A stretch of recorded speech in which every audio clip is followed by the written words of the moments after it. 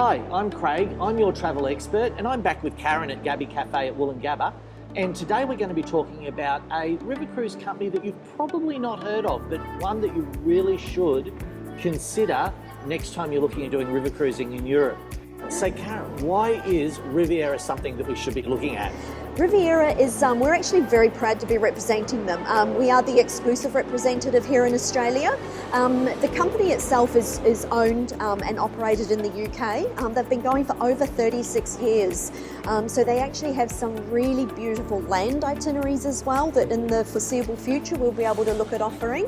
But at the moment we're specifically focusing on the beautiful river vessels that they offer. The nice thing with Riviera is that they actually have a fleet of over 12 vessels, and with the exception of the Rivera River that they offer, all of the other ships are named after your British authors. So you've got your Lord Byron, your Emily Bronte, William Shakespeare, Charles Dickens, etc.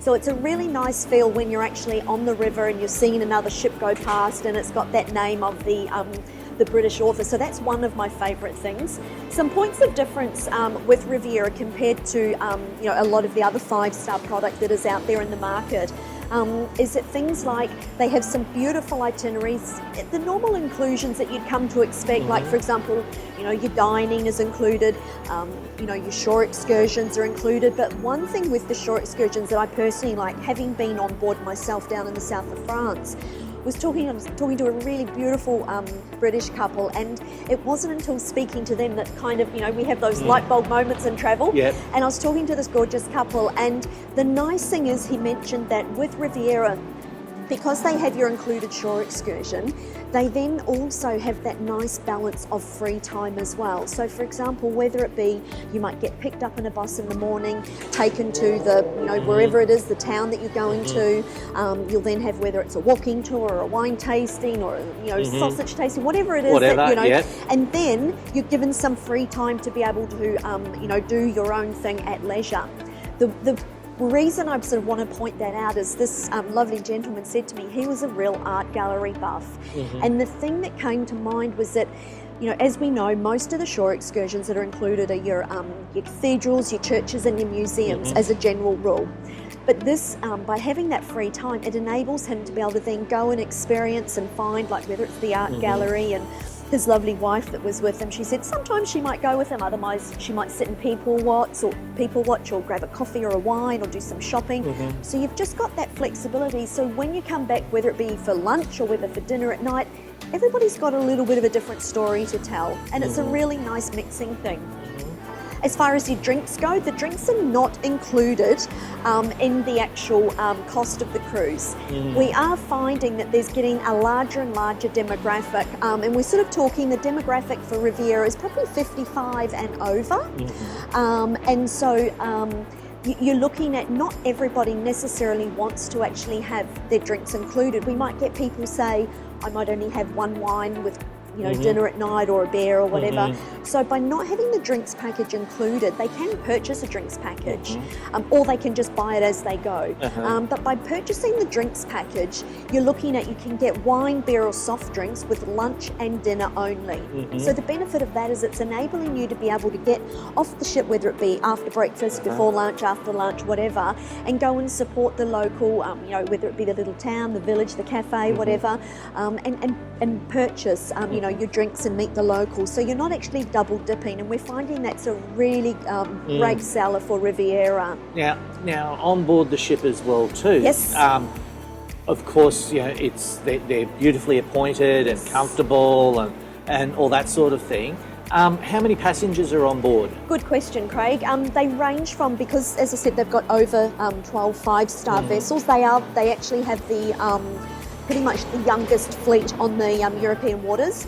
They range from 120 passengers up to about 170 passengers, depending on which ship. So the Rivera River, they are obviously a little bit smaller because they need to be able to navigate those, little curly rivers. Yes. But otherwise, you're looking at anything from sort of about 140 to 170 passengers. And things like, for example, your bikes are still included. They've got a small plunge pool included, your sauna, your spa, salon, etc. So things like that. All the things that you come to expect from a 5-star is all included. But one thing that I really do want to hit on and mention, because we're finding that there's a really big solo traveller market coming. Yes. Riviera are probably, I would say, probably one of the best that I know of in the industry as far as offering solo traveller options. On every single cruise departure that they offer, they allocate 4 to 6 cabins on the lower deck at no single supplement. So it's amazing. So by getting in early, you're not going to miss out. And the thing about getting in early is the other nice thing, Riviera do not discount. So for example, you get your clients to book early, they're going to get the great price. If they want the solo cabin, they're going to get that locked in, and they're never going to get a cheaper price because they will not discount it. And look, that's one thing that I've had complaints with over time is that clients do come back and they sat down at dinner and suddenly they found out that the people sitting opposite them had paid 2 for 1 or... 2 for 1 or... Absolutely. Exactly. And it's just... And it's like, well, why didn't we get that? Exactly, that's right. So that's why this is a really good option, that there is no discounting. But on that solo option, what they also do is Riviera offer, there's actually some departures where the entire vessel is dedicated to solo departures. So there's no, you might have somebody, like say for example, if I was going to go away and my hubby didn't want to come with me, but I was going to go with a girlfriend.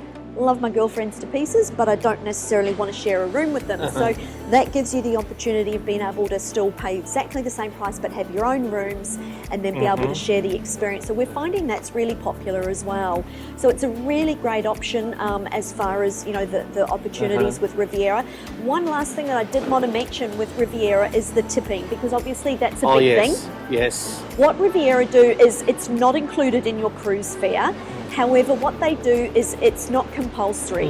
It comes down to they put a blank envelope in your cabin the night before disembarkation, and you put as little or as much as you wish to. So there's no hard sell on, that there's X amount that you've actually got to do. It's entirely up to you, and whether you feel that it's deserving, then then that's you can tip as much or as little as you want. The cabins on board, okay, so they're as I was saying, they're comfortable and what have you, but they don't have balconies as such. They have the drop down sashes. No, they do have sit-out balconies as well. So with the exception of your Jane Austen and your Lord Byron, all of the ships have your balcony, sit-out balcony options. So on the lower deck, they have your picture window, and so they are considerably larger. For example, when I was on board, I could sort of stand out and I was looking up and I could still see out to land. And a few other agents have made comments to me that, oh look, you don't have to stand on the bed to be able to look out the window.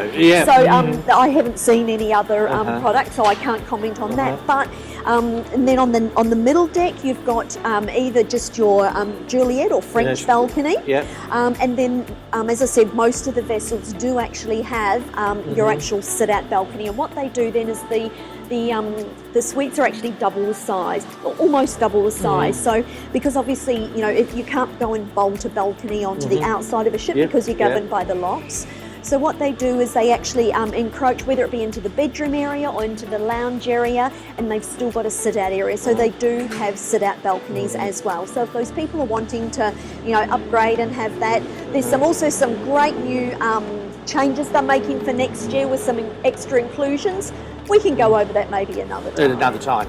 So basically, this is a really great product for someone that is wanting a fantastic river cruise experience covering just about everywhere in Europe. Exactly, at half the price. I forgot to say that too, Craig. They're not quite half, but they are considerably cheaper than a lot of the other 5-star product. And one other point of difference, sorry, I know we need to wrap up here. I know, much to go and tell you. But the other nice thing too is that, as you know, all cruise lines offer that Amsterdam to Budapest itinerary. Yes. What Riviera have actually quite smartly done is they actually start or finish in Cologne. Right. So it's Cologne to Budapest or Budapest to Cologne. So it's still 15-day itinerary, and the prices for next year range from just around about 5,500. That's Australian dollars as well. So it's very, very good value.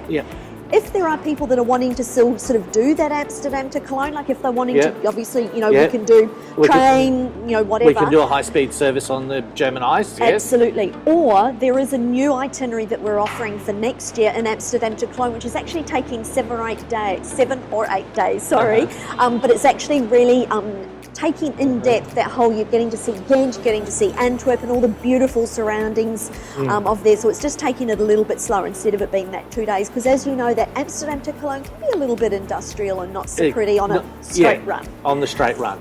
So basically, if you're interested in getting some more information on the Riviera Cruises, why don't you pick up the phone, give me a call on the information that's coming up on the screen at the moment.